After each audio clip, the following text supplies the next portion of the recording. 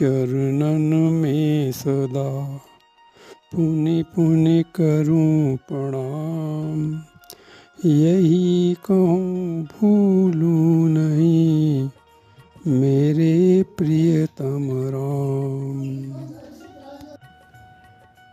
मानस में तुलसीदास जी जनक सुता की यानी श्री किशोरी जी की वंदना करते हुए कहते हैं कि जनक सुता जग जननी जानकी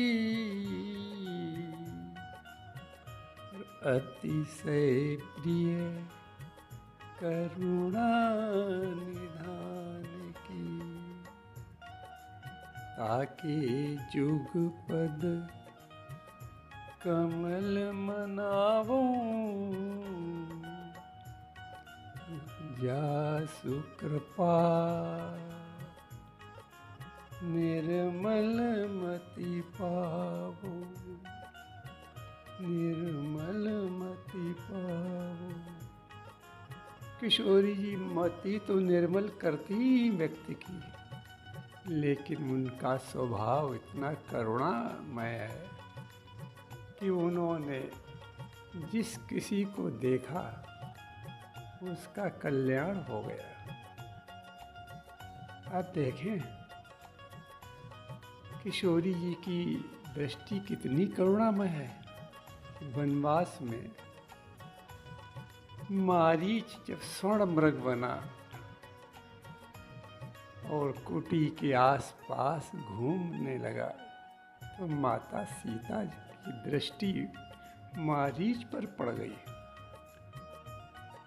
और मारीच भी घूम घूम कर से सीता जी को देख लेता था। तो जानकी जी की यानी किशोरी जी की दृष्टि पड़ने का परिणाम क्या मिला मारीच को? प्रभु श्री राम ने उसे मुक्ति दे दी। जटायु जी को आप देखें कि जटायु जी ने माता सीता को रावण से छुड़ाने का भरसक प्रयास किया। तो इस युद्ध में भी श्री किशोरी जी की भरपूर दृष्टि जटायु जी पर पड़ी।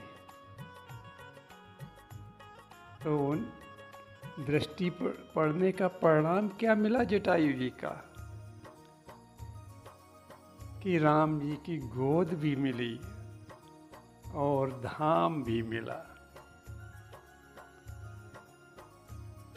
जटायु जी धन्य हो गए और भगवान के धाम को चले गए।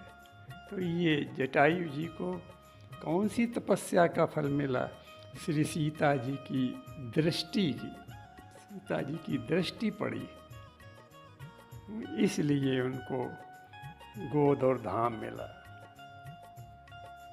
सुग्रीव जी किष्किंधा पर्वत पर क्या कहते हैं राम जी से कि गगन पंथ देखी मैं जाता। जिस समय रावण सीता जी का हरण किए हुए ले जा रहा था आकाश मार्ग से, उस समय का वर्णन सुग्रीव जी कर रहे हैं कि गगन पंथ देखी मैं जाता परवश परी बहुत बिल पाता। सीता जी व्याकुल हैं, आकाश मार्ग से रावण ले जा रहा है और क्या कर रही सीता जी कि राम राम हा राम पुकारी, राम जी को पुकार रहे हैं।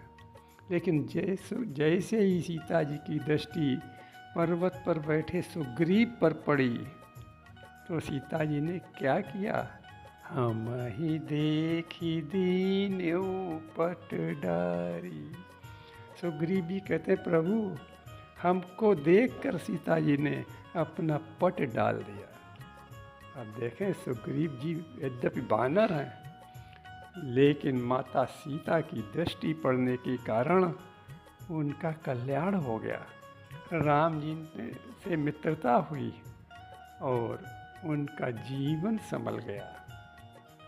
तुलसीदास जी किशोरी जी की वंदना करते हुए कहते हैं कि ऐसी किशोरी जी की कृपा दृष्टि है कि जनक सुता जग जननी जानकी,